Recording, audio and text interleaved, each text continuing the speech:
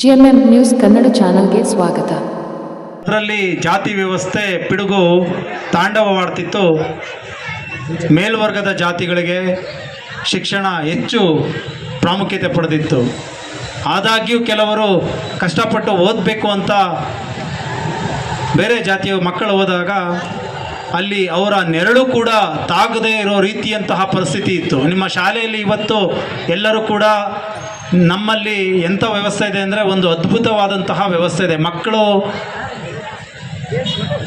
ಯಾರು ಯಾವ ಜಾತಿ ಅಂತ ಕೇಳಿ ಪಕ್ಕದಲ್ಲಿ ಕೂಡಲ್ಲ. ಅದು ಯಾವುದೇ ಶಾಲೆ ಇರ್ಬೋದು, ಸರ್ಕಾರಿ ಶಾಲೆ ಇರ್ಬೋದು ಅಥವಾ ಖಾಸಗಿ ಶಾಲೆ ಇರ್ಬೋದು, ಅಂಥ ವ್ಯವಸ್ಥೆ ಇವತ್ತು ಬಂದಿದೆ. ಆದರೆ ಇಂದಿನ ಕಾಲದಲ್ಲಿ ಸ್ವತಂತ್ರ ಪೂರ್ವದಲ್ಲಿ ತುಂಬ ಅವಮಾನಗಳಲ್ಲಿ ಎಷ್ಟೋ ಸಮುದಾಯ ಕಷ್ಟಪಟ್ಟಿದೆ. ಕುಡಿಯ ನೀರು ಕೂಡ ಸಾರ್ವಜನಿಕ ಬಾವಿಗಳಲ್ಲಿ ತಗೊಳ್ಳಿಕ್ಕೆ ಆಗ್ತಿರಲಿಲ್ಲ. ಅಂಥ ಪರಿಸ್ಥಿತಿ ಇದ್ದಂತಹ ಸಂದರ್ಭನ ಇವತ್ತು ನಾವೆಲ್ಲರೂ ಕೂಡ ಅಕ್ಕಪಕ್ಕದಲ್ಲಿ ಅಣ್ಣ ತಮ್ಮಂದಿರ ರೀತಿ, ಅಕ್ಕ ತಂಗಿರ ರೀತಿ, ಹೆಣ್ಣು ಮಕ್ಕಳು ಎಲ್ಲ ಸಮುದಾಯದವರು ಇಲ್ಲಿ ಕೂತಿದ್ದೀವಿ ಅಂತಂದರೆ ಅದಕ್ಕೆ ಕಾರಣ ಈ ಸಂವಿಧಾನ. ಇದರ ಶಿಲ್ಪಿ ಡಾಕ್ಟರ್ BR ಅಂಬೇಡ್ಕರ್ ಅವರು.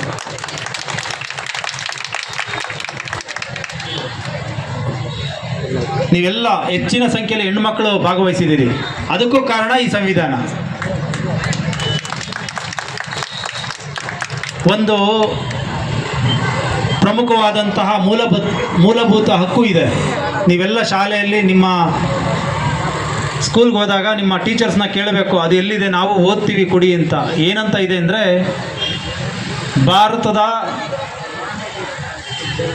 ಹಾಗೂ ಸಮಸ್ತ ಜನತೆಗೆ ಸಂವಿಧಾನ ಒಂದು ಹಕ್ಕನ್ನು ನೀಡಿದೆ. ಏನಪ್ಪ ಅಂತಂದರೆ, ಲಿಂಗಭೇದ, ಜಾತಿಭೇದ,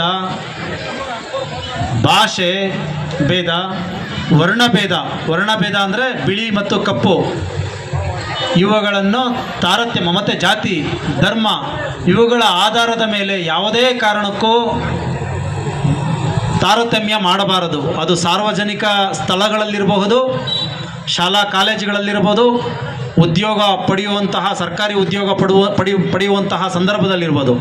ಯಾವುದೇ ಕಾರಣಕ್ಕೂ ಲಿಂಗ ಅಂದರೆ ಗಂಡು ಹೆಣ್ಣು ಅಂತ ಭೇದ ಮಾಡಬಾರ್ದು, ಧರ್ಮ ಅಂತ ಭೇದ ಮಾಡಬಾರ್ದು, ಇಂಥವ ಜಾತಿ ಅಂತ ಭೇದ ಮಾಡಬಾರ್ದು, ಇವ ಕಪ್ಪಿದ್ದಾನೆ ಬಿಳಿದಾನೆ ಅಂತ ಹೇಳಿ ಭೇದ ಮಾಡಬಾರ್ದು, ಇವನು ಈ ಭಾಷೆ ಮಾತಾಡ್ತಾನೆ ಅಂತ ಹೇಳಿ ಭೇದ ಮಾಡಬಾರ್ದು.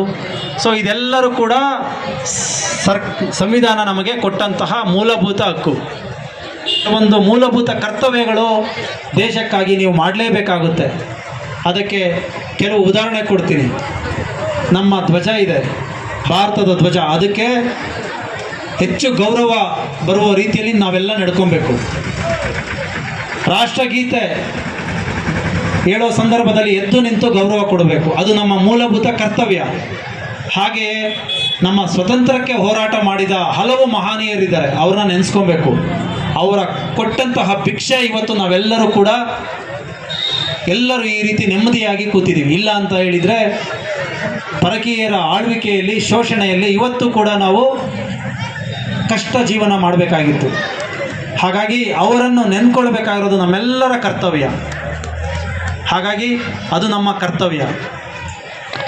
ನಮ್ಮ ಸಮಾಜಕ್ಕೆ ಪ್ರಮುಖ ಅಂಶ ಏನು? ಪ್ರಕೃತಿ, ಸರೋವರಗಳು, ಅವುಗಳನ್ನ ರಕ್ಷಣೆ ಮಾಡೋದರಲ್ಲಿ ನಾವೆಂದೂ ಹಿಂದೆ ಇಳಬಾರ್ದು.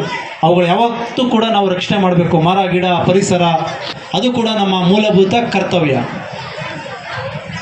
ಹಾಗೆಯೇ ದೇಶ ಯಾವುದೋ ವಿದೇಶಿಯರ ದಾಳಿಗೆ ಒಳಗಾದಾಗ ನಾಗರಿಕರೆಲ್ಲರೂ ಕೂಡ ದೇಶದ ರಕ್ಷಣೆಗೆ ಮೊದಲಿಗರಾಗಿ ನಿಲ್ಲಬೇಕು. ಅದು ನಮ್ಮ ಮೂಲಭೂತ ಕರ್ತವ್ಯ. ಹೀಗೆ ಸಂವಿಧಾನದಲ್ಲಿ ಹೇಗೆ ನಮಗೆ ಹಕ್ಕುಗಳನ್ನು ನೀಡಿದೆಯೋ ಹಾಗೆ ಹಲವಾರು ಕರ್ತವ್ಯಗಳನ್ನು ನೀಡಿದೆ. ಅವುಗಳೆಲ್ಲ ನಾವು ತಿಳ್ಕೊಂಡು ಅವುಗಳನ್ನ ನಾವು ಮನದಟ್ಟು ಮಾಡಿಕೊಂಡು ಯಾತಕ್ಕೆ ಇವನ್ನೆಲ್ಲ ಸಂವಿಧಾನದಲ್ಲಿ ಇಟ್ಟಿದ್ದಾರೆ ಅಂತ ಅರ್ಥ ಮಾಡಿಕೊಂಡು ಅವುಗಳನ್ನ ಪಾಲನೆ ಮಾಡಬೇಕು. ಇವತ್ತು ಏನು ಕೇಂದ್ರ ಸರ್ಕಾರ ಇದೆ, ರಾಜ್ಯ ಸರ್ಕಾರ ಇದೆ. ಕೇಂದ್ರದಲ್ಲಿ ಪ್ರಧಾನಮಂತ್ರಿ ಮೋದಿಯವರು ಆಯ್ಕೆಯಾಗಿದ್ದಾರೆ. ರಾಜ್ಯದಲ್ಲಿ ಶ್ರೀಮಾನ್ ಸಿದ್ದರಾಮಯ್ಯ ಅವರು ಹೇಗೆ ಮುಖ್ಯಮಂತ್ರಿಯಾಗಿ ಆಯ್ಕೆಯಾಗಿದ್ದಾರೆ. ಈ ಕ್ಷೇತ್ರದ ಶಾಸಕರು, ಮಾನ್ಯ ಜನಪ್ರಿಯ ಶಾಸಕರು ರವಿಕುಮಾರ್ ಅವರು ಹೇಗೆ ಆಯ್ಕೆಯಾಗಿದ್ದಾರೆ. ಅದೆಲ್ಲ ಕೂಡ ಸಂವಿಧಾನ ಕೊಟ್ಟಂತಹ ಒಂದು ಸವಲತ್ತು.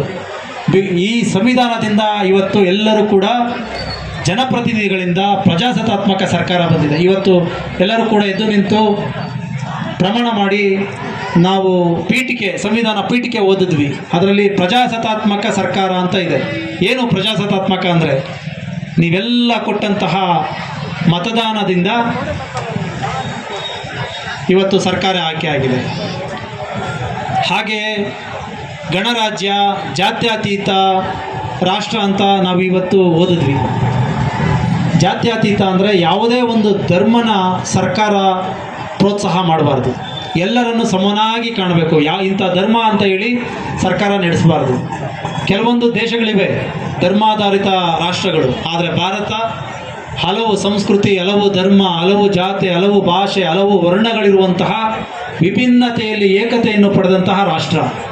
ಹಾಗಾಗಿ ಸಂವಿಧಾನ ಎಲ್ಲ ನಮಗೆ ಕೊಟ್ಟಿದೆ. ಇವತ್ತು ನಾವು ಏನು ಉಸಿರಾಡ್ತಾ ಇದ್ದೀವಿ, ಏನು ಊಟ ಮಾಡ್ತಾ ಇದ್ದೀವಿ, ಏನು ನಾವು ಪ್ರತಿದಿನ ನೆಮ್ಮದಿಯಿಂದ ಮಲಗ್ತಾ ಇದ್ದೀವಿ, ನಮ್ಮ ಪ್ರತಿನಿತ್ಯ ನಮ್ಮ ಕೆಲಸ ಮಾಡ್ತಾ ಇದ್ದೀವಿ, ಅದೆಲ್ಲ ಕೂಡ ಸಂವಿಧಾನ ಕೊಟ್ಟಂಥ ಸವಲತ್ತು.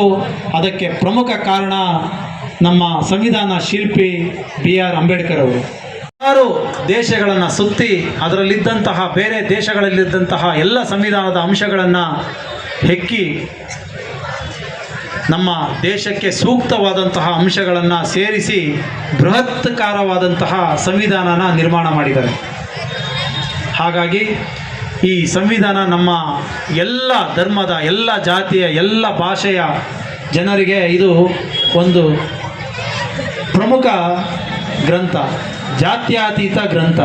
ಇದನ್ನು ನಾವು ಅರ್ಥ ಮಾಡಿಕೊಂಡು ಎಲ್ಲರೂ ಕೂಡ, ಇನ್ನೊಂದಿದೆ ಲಾಸ್ಟಲ್ಲಿ ಪೀಠಿಕೆಯಲ್ಲಿ, ಭ್ರಾತೃತ್ವ ಮನೋಭಾವದಲ್ಲಿ ನಾವು ಜೀವನ ಮಾಡಬೇಕು ಅಂತ.